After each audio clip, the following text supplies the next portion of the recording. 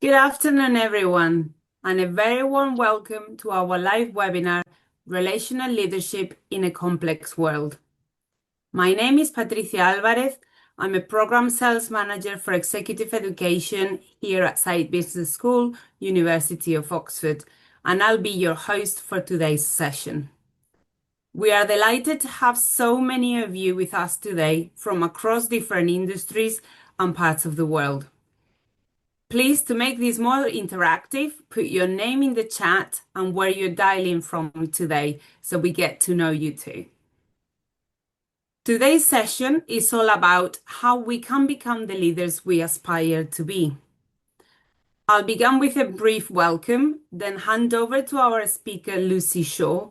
We will follow with a Q&A session, and I'll return at the end with some next steps.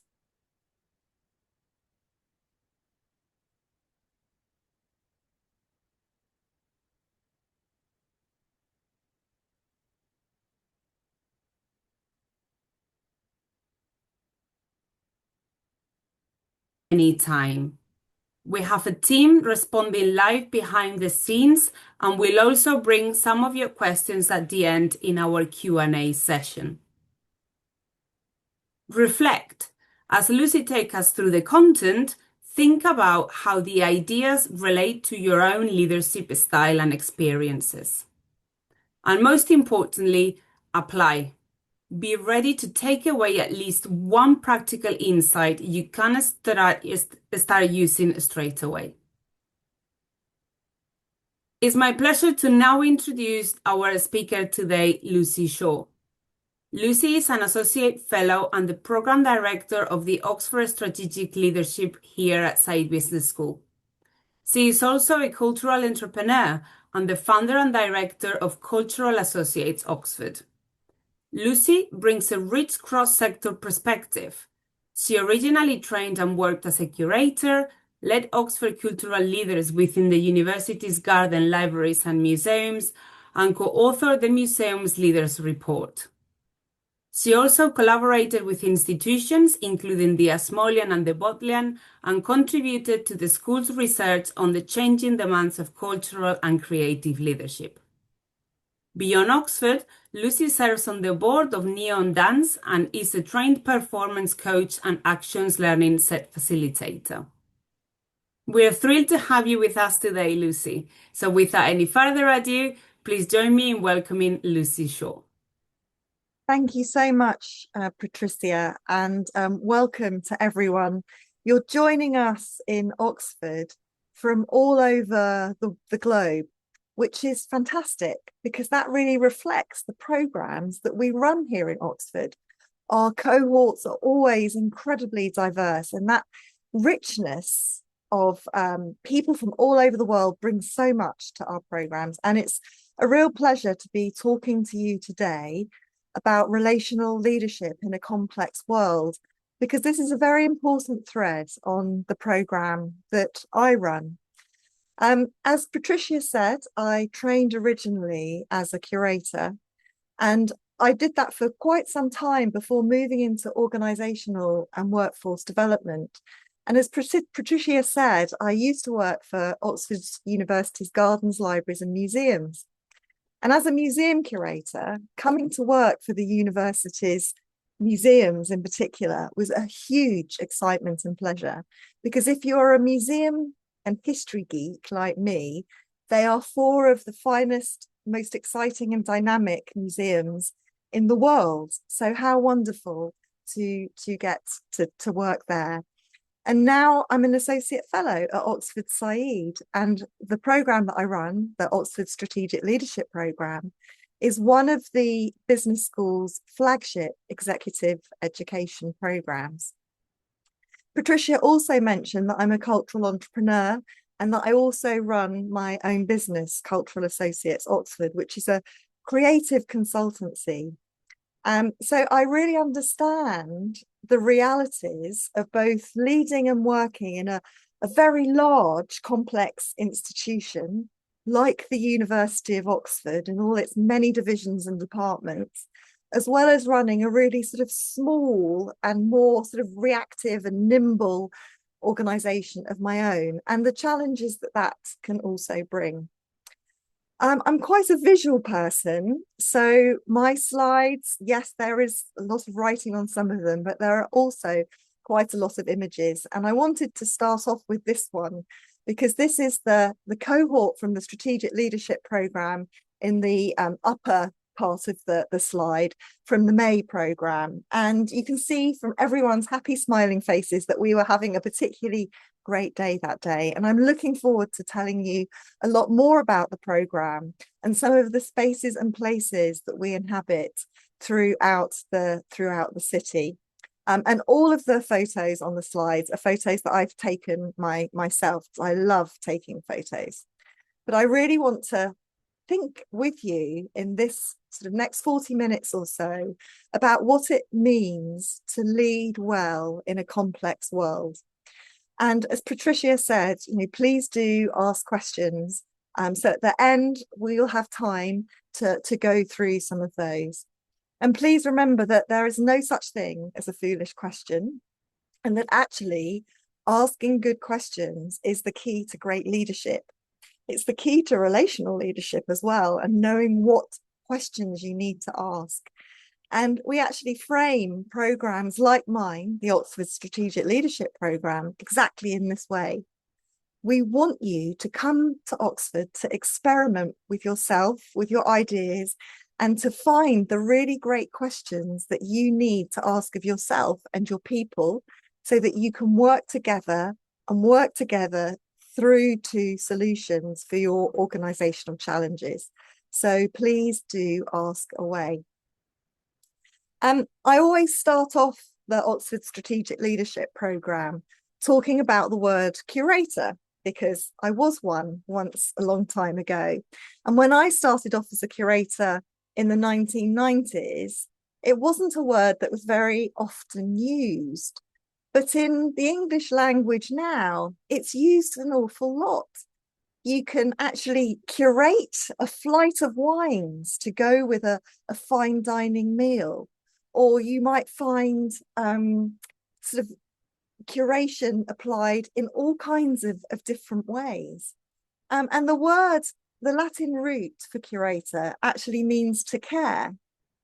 And for me, when I curate the programs in Oxford, along with my other colleagues, we really are doing it with this sense of care behind it, because we're bringing things together and programs together in a way that's designed to be really carefully thought through and really meaningful to the people that come on the program. So why is that all relevant to relational leadership? Well, we're living through an inflection point in leadership. The challenges facing our organizations today, you know them as well as I do. We're faced with geopolitical shocks, AI-driven disruption, climate risk, stakeholder complexity. These are not just problems to solve, they're actually evolving systems that we have to exist in and learn how to live in. We have to learn how to steward them. And this can demand a really different, fundamentally different approach to leadership. And that's why I feel that in executive education, this idea of relational leadership is really important.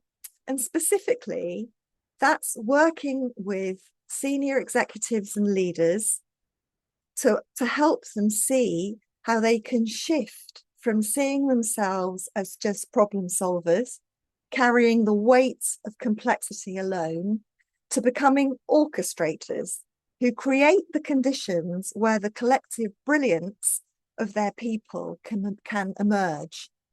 In a way, it's not, I've used the word orchestrator, and I'll talk a little bit about that more in a moment, but it's about how do we curate our teams and our organizations in a really meaningful way. And I hope that by the end of this webinar, you'll have a better understanding of what relational leadership could mean to you, because leadership can mean lots of different things to different people. And one of the things we always say on OSLP is that there isn't one model or mode of leading. you need to find your mode and model of leading. And what we're trying to do is help leaders to lead differently with greater impact and energy. Now, relational leadership isn't an abstract theory, it's deeply practical, and it's at the heart of what we've been teaching in executive education for over 40 years now. And actually, the Oxford Strategic Leadership Programme, my programme, has been in existence for 44 years. So it's a really long running programme. And I walk in the shoes of some truly great programme directors who have gone before me. And it's a programme that has been able to iterate and evolve over that time.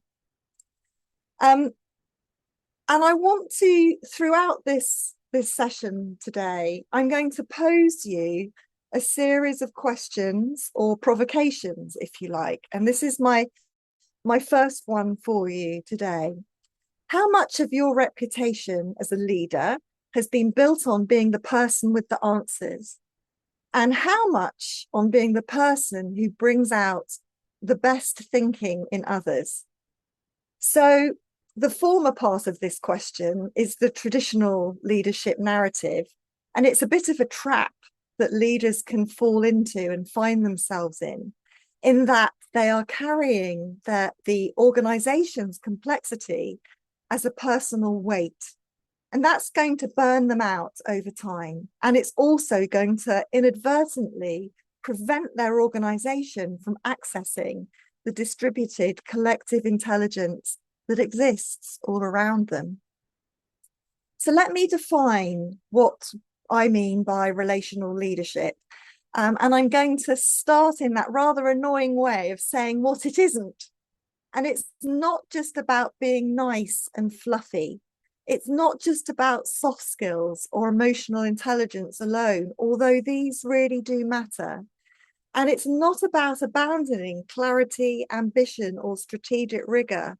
Far from it. Relational leadership is the practice of attending to the quality of connection.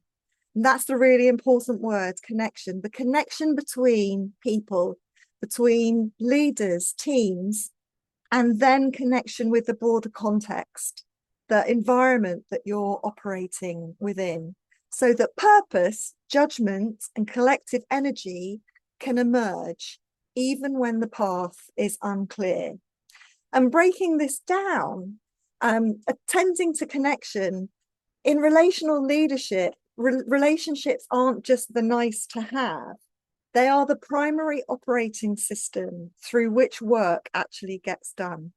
The quality of your relationships directly determines what information flows to you, whose ideas get heard, whose ideas and ingenuity gets mobilized, and how quickly your organization can then adapt. And in a more command and control hierarchy, where information flows vertically, it will die in silos. And we've all seen that happen. But in a more relational system, where trust and authentic dialogue are present, information moves horizontally and it circulates freely. And that's sort of an adaptive organizational model, and it enables organizations to stay ahead of complexity. And there's some brilliant writing on adaptive leadership that dates back several decades, and it's still super fresh and wonderful. Heifetz and Laurie, do look at their work. It's really sort of led thinking sort of over the last couple of decades. Then there's creating conditions. Relational leaders don't try to solve everything themselves. Instead, they create environments where better thinking can happen. They ask better questions, they establish rituals and practices that enable deep attention. Think about the different kinds of rituals and practices that make up your organizational culture. How can you think of framing them in a way that facilitates relational leadership? Because relational leaders curate spaces where different perspectives collide and new possibilities can emerge. And this is the shift from problem solver to orchestrator. You know, an orchestra conductor doesn't play every instrument, but the quality of their attention, their clarity about rhythm and tone, their ability to bring out the best in each musician, that's what transforms the group of many into a coherent ensemble or moving whole. And we actually use music and orchestrating experts in the Oxford Strategic Leadership Programme to demonstrate this very, very purpose. And then there's purpose, judgment, and energy. Relational leaders work consciously with meaning. They help their organizations understand why they exist and not just what they do. And this matters enormously now because when things are complex and uncertain, people need a sense of purpose to maintain momentum. They also work with collective energy by both protecting it and also replenishing it because they understand that burning people out destroys adaptive capacity. And this is really grounded in substantial academic research. And the relational leadership model developed by Combes, Lucas, and McMahon rests on a foundational insight that leadership is not characteristic of individuals. It is a process that emerges through relationships. And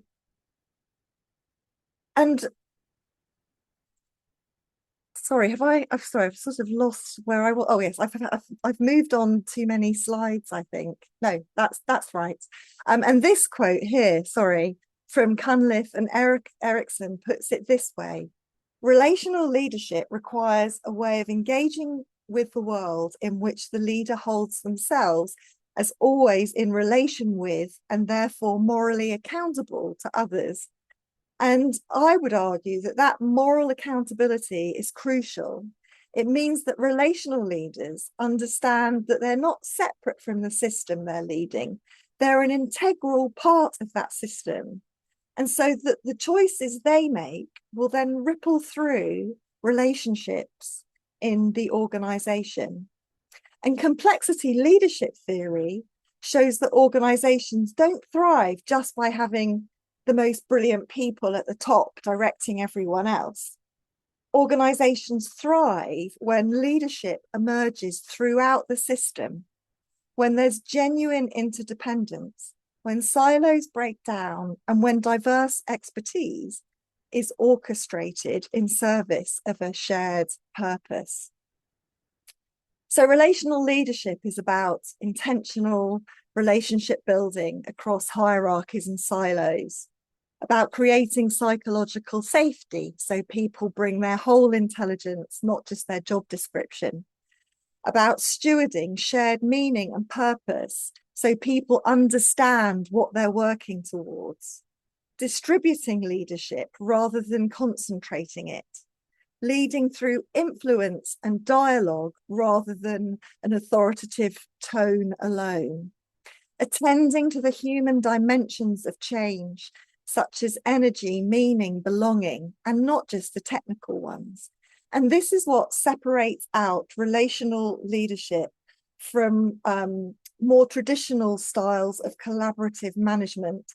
It's more intentional. It focuses on the system. It rests on a clear-eyed understanding that in a complex world, your power comes not from control, but from the quality of relationships and networks that you've cultivated. So another provocation for you. If leadership is fundamentally relational, what does that suggest about where you currently invest most of your time and attention? Is it tasks or relationships? What's your weighting that you give between these? So why is relational leadership so essential in my opinion? Well, there are three converging pressures. One, that the complexity that exceeds individual comprehension. We are living in a world in flux. While the problems we're facing today, they're not just complicated, they're complex. And on the Strategic Leadership Programme, my programme, we spend a lot of time thinking about the difference between what's complicated and what's complex. And we have a brilliant faculty member who joins us called Margaret Heffernan. And she's got some fabulous videos and TED Talks on YouTube. And if you want to really understand the difference between the complicated and the complex, look up Margaret. But essentially, complicated problems have more variables and moving parts. But you can still theoretically gather all the information that you need in order to solve them. By contrast, complex problems are characterized by uncertainty, emergence, non-linearity. Think, as I mentioned before, climate change, AI disruption, geopolitical instability, supply chain fragility, demographic shifts. These are things happening on a global stage affecting us all. And these aren't puzzles that have the right answers waiting to be discovered, because they are evolving systems where outcomes are genuinely unpredictable. And in this sort of complex territory, concentrating knowledge and decision making at the top can become a liability rather than a strength. The traditional model assumes senior leaders need to have the answers, but nobody really has all the answers in a complex environment. What you need instead is the ability to mobilize diverse expertise, sense the patterns that are emerging in real time, and adjust quickly as the situation evolves. Previous generations of leaders might have experienced one or two significant business environmental major shifts in their entire careers. But today's executive navigate continuous disruption, polychange. The most critical capability is therefore not knowing the answers. And this requires leaders who can think alongside their teams rather than directing. Taking away, moving from the relentless pace and carrying the weight alone to leading with clarity, imagination, and grounded with purpose. The expectations of leadership have dramatically shifted as well in more recent times, and research shows across a multitude of different sectors that people want to work in organizations where there is a genuine purpose beyond profit, where their voices matter and are genuinely heard, where leaders are accessible and human and not distant, where there is trust and psychological safety in order to feel the confidence to take intelligent risks, where work is aligned with their own personal values. In other words, people want to work in relational systems, and arguably organizations that can't offer this are losing their best talent. And moreover, innovation really comes out of these relational environments. I mean, it comes from people who feel psychologically safe and whose contributions are valued, and who trust that their leaders are genuinely interested in their perspective. So this isn't a nice to have, it's a necessary, and it's an effective leadership model. So another provocation for you. What is the one current challenge you are treating as a technical problem to solve at the moment that actually is in fact a complex system to steward? So what does this shift from problem solver to orchestrator look like in practice? The problem solver is a senior executive who would typically encounters an organizational challenge. They gather the information on that challenge, they analyze it, they develop a solution, quite often with a small trusted inner circle. They communicate the solution down through the organization. They then expect implementation, and then they feel personally responsible if it doesn't work. Now, in some situations, that works. And if a problem is more technical, then that could be the solution for getting your problem solved. But that sort of has an underlying assumption behind it, in that I'm paid to have the answers. If there's a problem, I should solve it. And yes, it works with technical problems, but in complex environments, as a leader, it will break you down and exhaust you because the flow of problems will just be infinite and the solution space will be constantly shifting. You'll never really solve it. So the orchestrator model offers something slightly different. When you're operating as a leader, as an orchestrator, instead you will encounter an organizational challenge and feel really genuinely curious about it. You'll create space for diverse expertise across functions, levels, and boundaries. You'll ask powerful, open questions instead of jumping to answers. You'll design forums where collective thinking can happen. You'll build alignment around shared purpose, not compliance with a predetermined solution. You'll help the organization sense what is emerging and adjust course accordingly. You'll attend carefully to the energy and coherence of the system. In other words, the underlying assumption becomes, I'm paid to create the conditions where our collective intelligence can be mobilized. I don't have the answer. I need to be clear about what we're trying to achieve and be skillful in bringing diverse expertise together in service of that. So essentially, there are three core component parts for that distinguish orchestrators from problem solvers. That creating the clarity of purpose, living with a sense of why. Leaders in this sphere, they spend serious time in conversation about what purpose is with boards, leadership teams, and frontline colleagues. They test whether the purpose is actually shaping things, aligning diverse expertise, bringing those different people together, asking questions like, what are you seeing that I might be missing? What worries you most? What would need to happen for this to be true, for it to work? They set the rhythm and the tone, like a conductor of an orchestra. They set the cadence and the mood. How often can you convene conversations?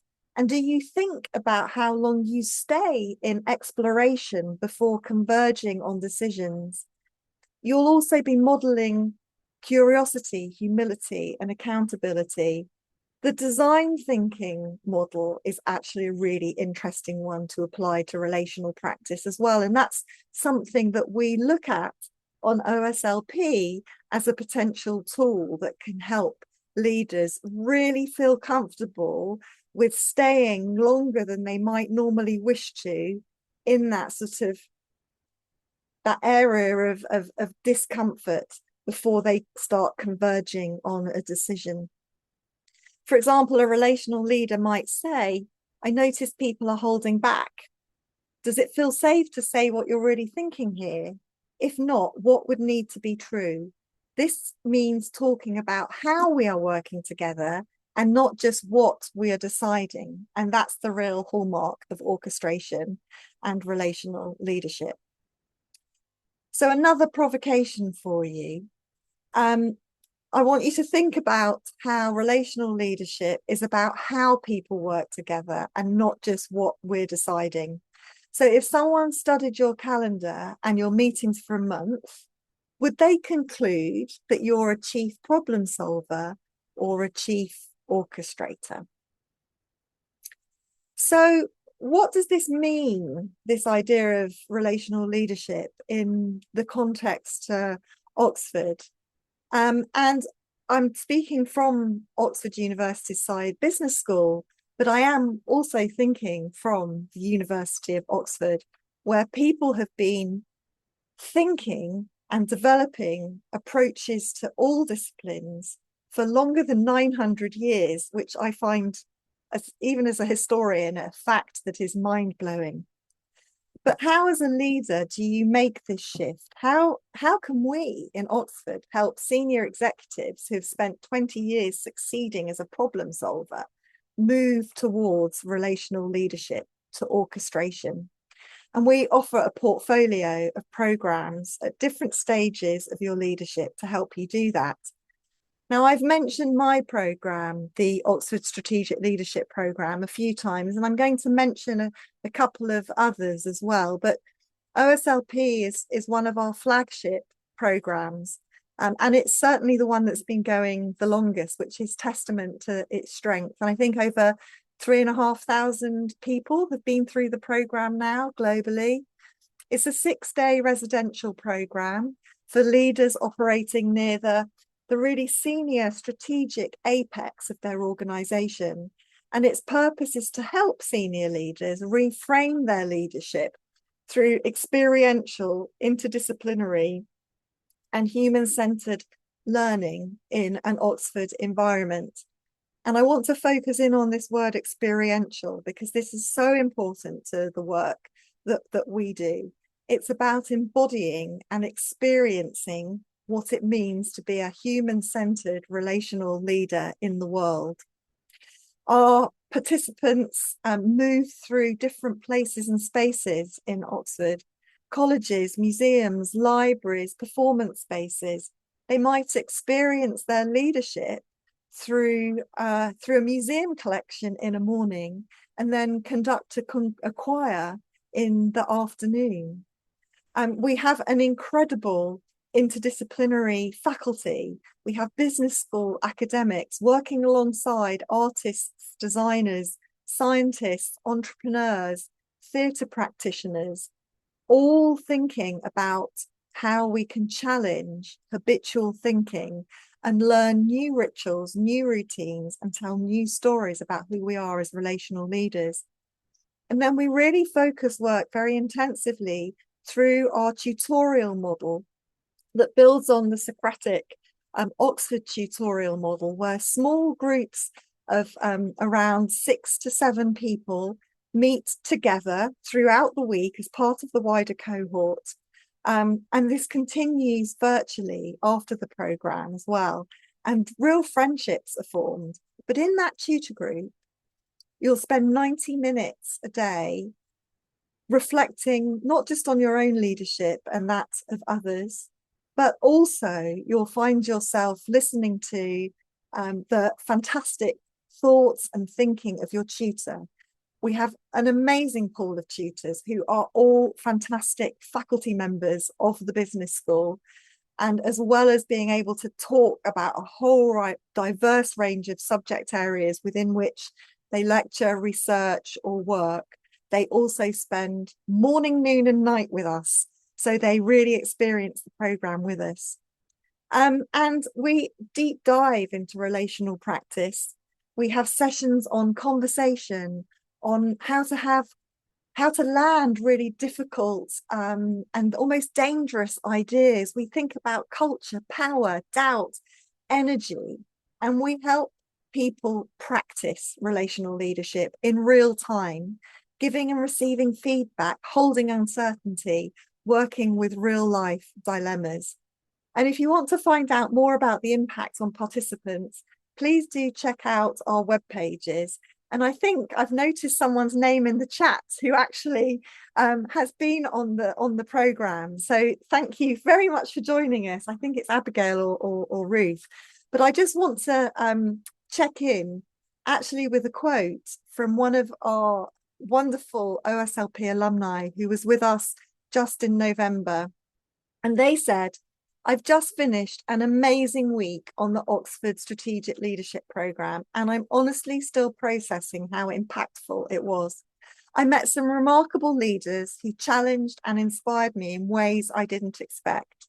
More importantly, I learned a huge amount about myself, how I show up as a leader, what drives me, and the psychology behind the behaviours we often take for granted. It was stretching, energizing, and deeply personal. I'm walking away with new clarity, new tools, and a renewed sense of purpose." Some of those tenets of relational leadership. And there's tons of stuff like that online. So, please do have a look and see what people have said. But we're not the only programme. We're amongst a suite of incredible executive education offers. The Oxford Advanced Management and Leadership Programme offers you really strategic depth over a much longer period of residential time. The programme lasts for 3 weeks. And there's now also a new hybrid version of the programme that combines in person with online. And there's an opportunity to really think about stakeholder orchestration, how you shape culture, and how you work not just across and down your organization, but how you work up as well as leaders. And then there's also the Oxford High Performance Leadership Programme.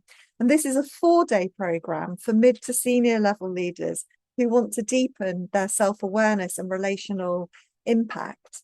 And sitting alongside these programmes is a huge portfolio, and I'm not going to go into everything because I have other colleagues on the call who can do that far more inspiringly than I can, because I want to go back to focusing on why we're here today. And here's another provocation for you. So if you committed over the next year to working as intentionally on your relational practice as on your strategy, what might become possible for your organization or in your organization?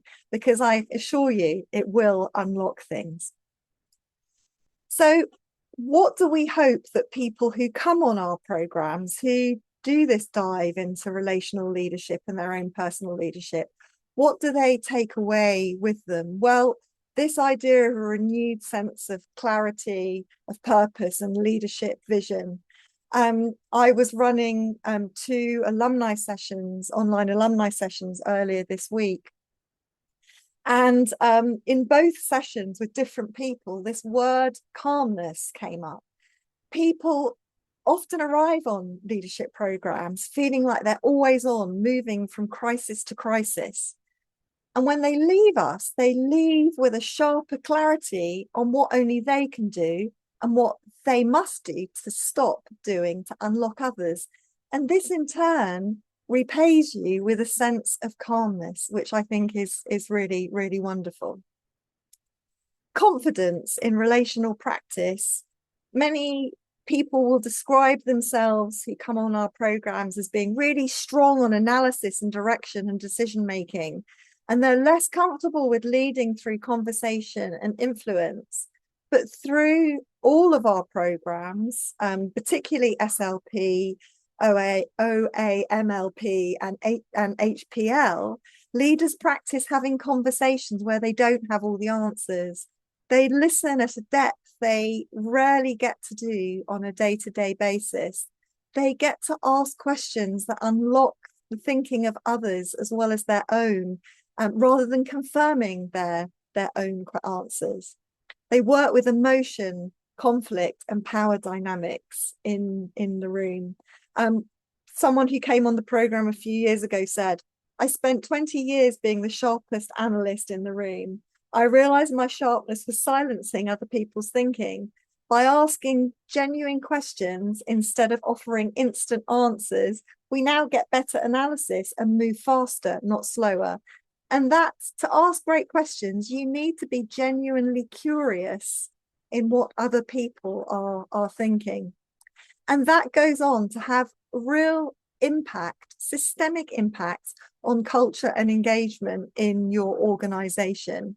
And when senior leaders shift from problem solver to orchestrator, it ripples out across the organization, providing greater psychological safety and authenticity, fostering ideas, enabling faster decision making because people are more aligned, higher engagement and retention, and more innovation as people feel safer to take intelligent risks.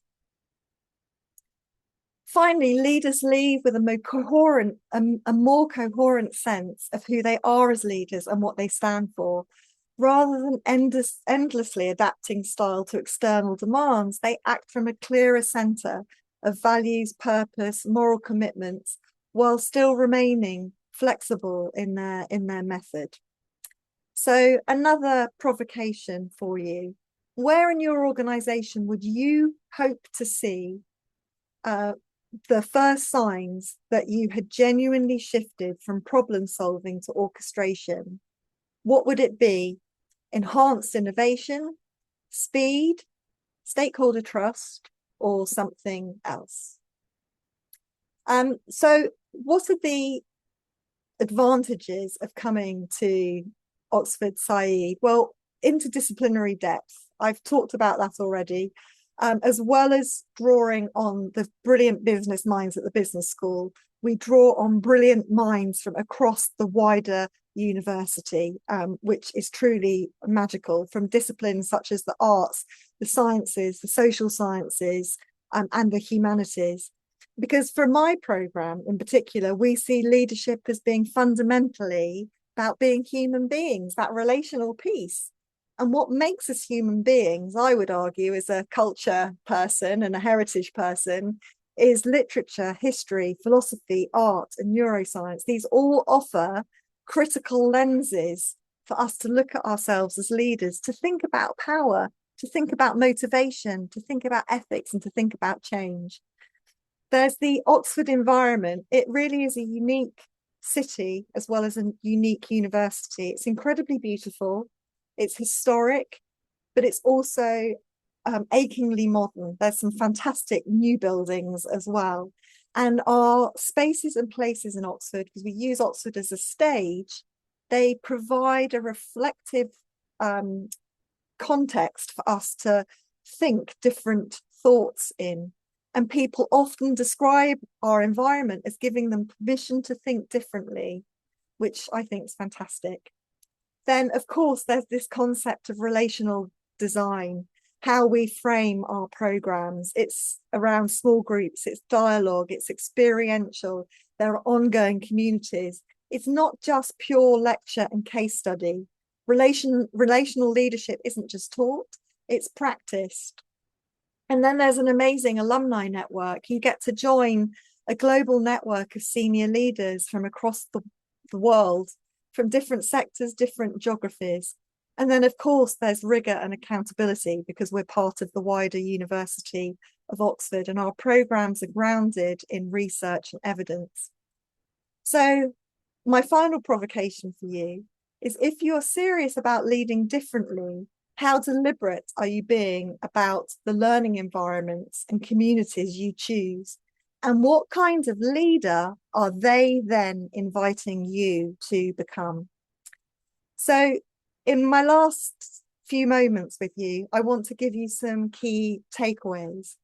The first takeaway is that in complexity, no one is clever enough or has all of the answers to go it alone.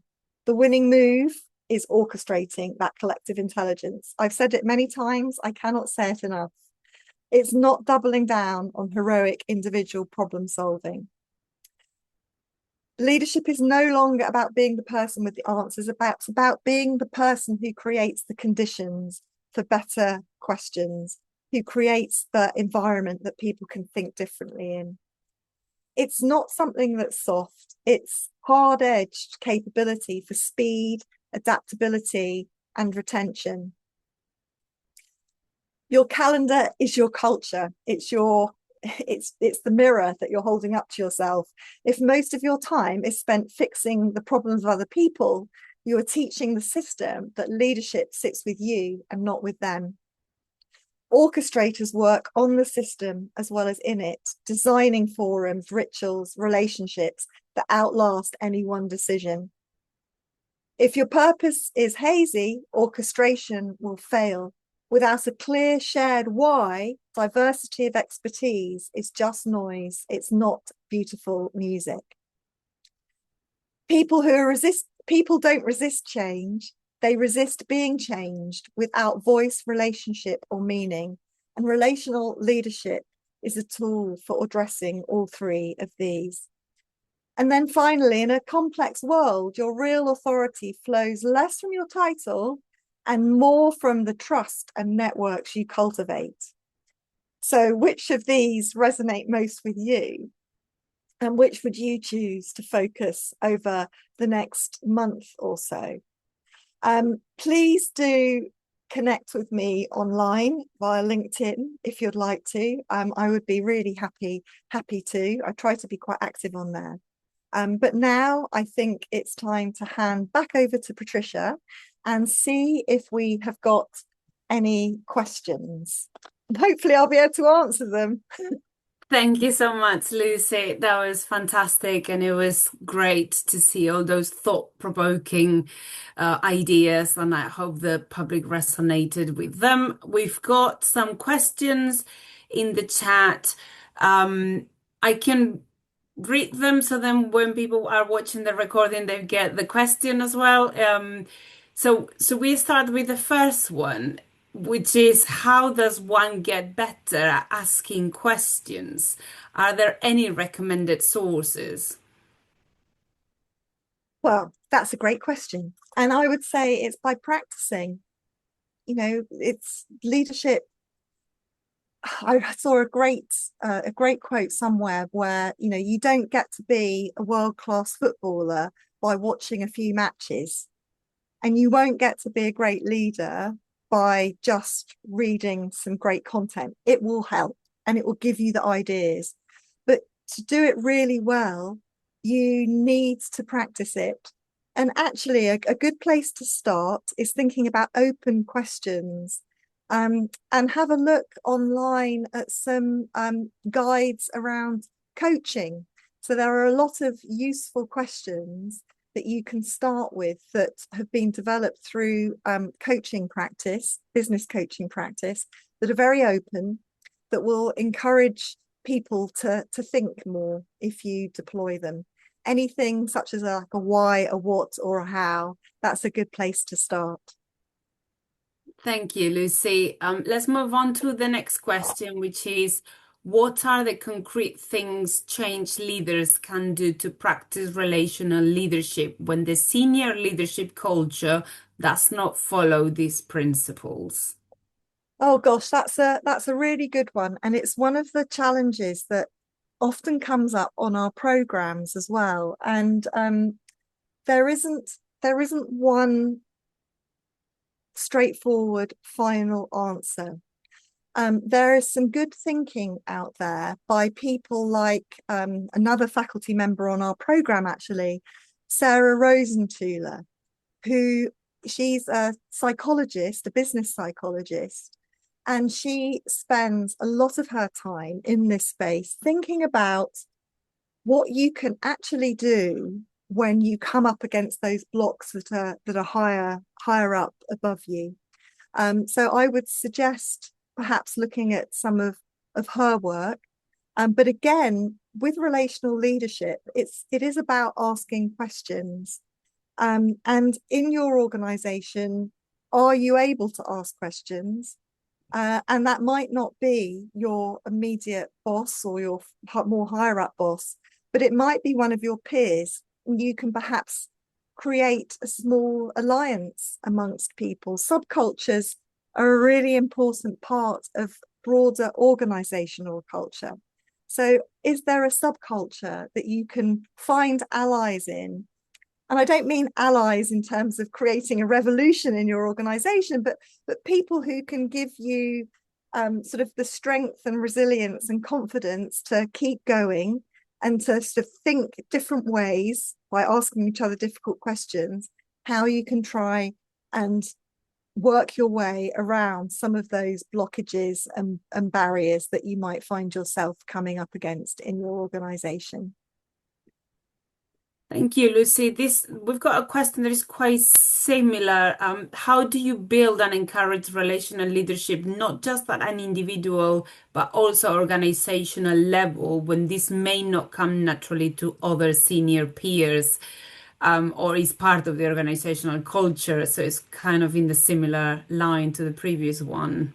It is, and there's some really interesting thinking actually around organizational culture.